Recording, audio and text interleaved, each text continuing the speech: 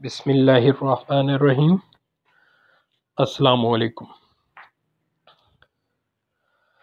Dear listeners, एक question बहुत common है और हर टैक्स पेयर की तरफ से पूछा जाता है कि हमने एफबीआर में अपनी रजिस्ट्रेशन करवा ली थी, क्या हम इस रजिस्ट्रेशन को सरेंडर कर सकते हैं? क्या हम कैंसिलेशन करवा सकते हैं अपनी रजिस्ट्रेशन,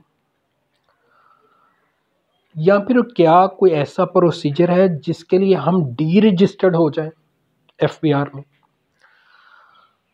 तो इनकम टैक्स ऑर्डिनेंस 2001 में तो ऐसा कोई रूल या कोई ऑर्डिनेंस सेक्शन नहीं मिलता, लेकिन इनकम टैक्स रूल्स 2002, रूल 82, सब रूल 5 में इस चीज़ का बताया गया है।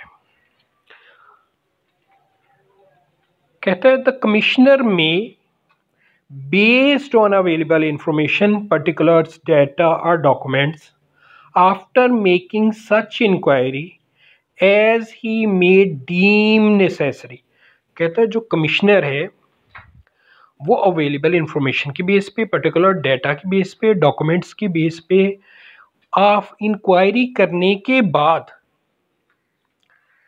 जो कि वो समझता है कि ज़रूरी इंक्वायरी है, कमिश्नर कंसीडर करता है कि ये बहुत लाजिम है पूछा जाना टैक्स पेयर की तरफ से, who is the applicant who moves his application for D registration of NTN after discharge of all outstanding liabilities without prejudice to other liability which such person may incur under this ordinance। वो देखेगा कि क्या इसने तमाम अपनी जिम्मेदारियों को, इसका टैक्स ड्यू तो नहीं है, क्या इसने तमाम टैक्स जो है वो अदा कर दिया है, और दूसरी किसी भी जिम्मेदारी को देखते हुए अगर वो अदा कर चुका है टैक्स पे विदाउट प्रेजुडिस, कोई डिस्क्रिमिनेशन नहीं देखेगा, वो कोई डिस्क्रिमिनेशन, कोई इम्तियाजी सलूक नहीं करेगा, जो प्रॉपर लॉ में बताया गया उस रिक्वायरमेंट को पूरा करते हुए, and after providing reasonable opportunity of being here, और इन पर्सन बुलाएगा, उसे एक मौका देगा कि उसे ज़ाती हैसियत में सुना जाए, तमाम इंक्वायरी, तमाम डॉक्यूमेंट्स देखे जाएं, by an order in writing, एक ऑर्डर कर सकता है, लेकिन वो ऑर्डर किस में होगा? राइटिंग में होगा, cancel registration of a tax payer. तो वो क्या होगा? टैक्स पेयर की रजिस्ट्रेशन कैंसिल कर दी जाएगी।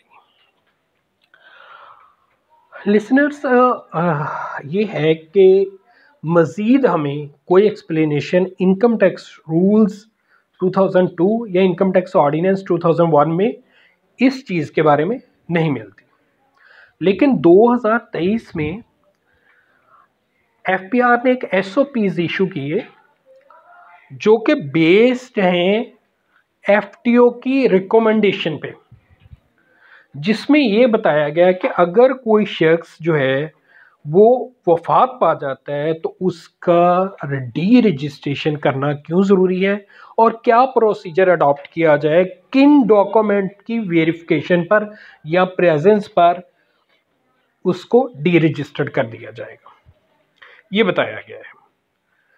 अच्छा, अब एक और पैटर्न भी है, दो पैटर्न है। नंबर 1 तो on the death of the partner और टैक्स पेयर हो गया ना।